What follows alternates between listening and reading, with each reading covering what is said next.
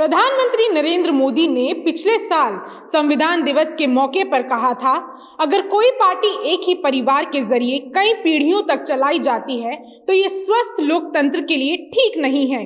लगता है पीएम की ये सीख उन्हीं की पार्टी के लोगों को पसंद नहीं आ रही है।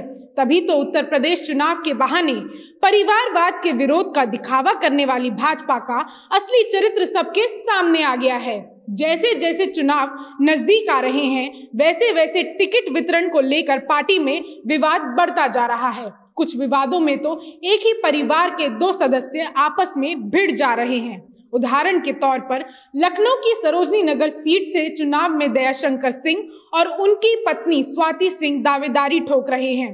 यूं तो स्वाति की अपने पति के कारण ही राजनीति में एंट्री हुई थी, लेकिन अब वो सरोजनी नगर सीट से विधायक भी हैं और महिला कल्याण एवं बाल विकास राज्य मंत्री के पद पर भी।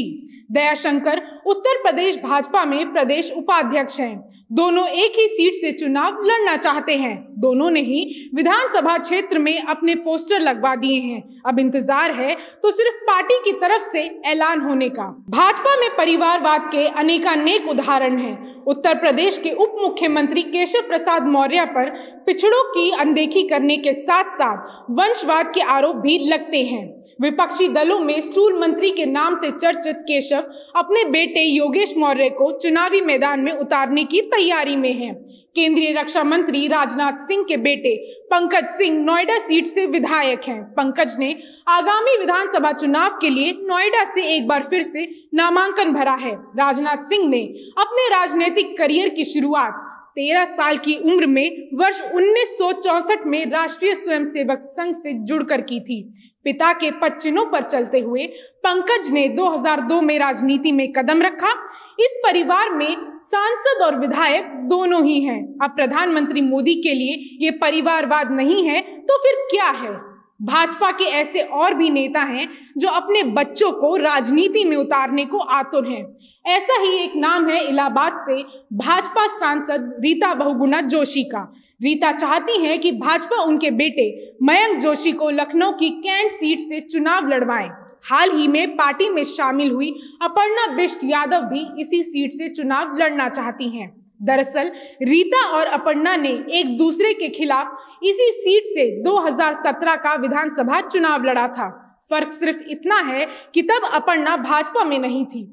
रीता ने चुनाव जीता और विधायक बनी। इसके बाद रीता ने इलाहाबाद से 2019 लोकसभा चुनाव लड़ा और वहां से भी जीत दर्ज की। सांसद बनने के लिए उन्होंने विधायकी छोड़ दी और अब वही सीट अपने बेटे के लिए चाहती हैं। मीडिया के सवालों का जवाब देते हुए रीता बहुगुणा जोशी ने कहा कि वो अपने बेटे को टिकट दिलवाने का प्रयास नहीं कर रही, बल्कि ये उनके बेटे का अधिकार है।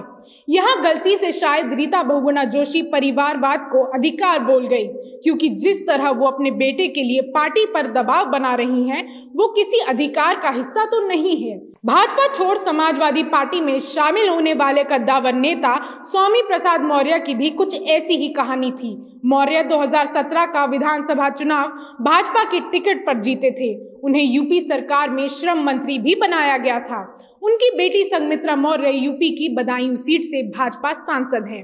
यूं तो स्वामी प्रसाद मौर्य ने अब अपने पद से इस्तीफा दे दिया, लेकिन भाजपा में रहते हुए बाप और बेटी बड़े पद पर आसीन थे। संघमित्रा अभी भी भाजपा का दामन थामे हुए हैं। ये तो प्रसिद्ध नेताओं के चंद उदाहरण हैं। परिवारवाद को लोकतंत्र के लिए खतरा बताने वाले प्रधानमंत्री के विचारों पर पार्टी विचार नहीं करती है। उल्टा पार्टी में परिवारवाद का बोलबाला है।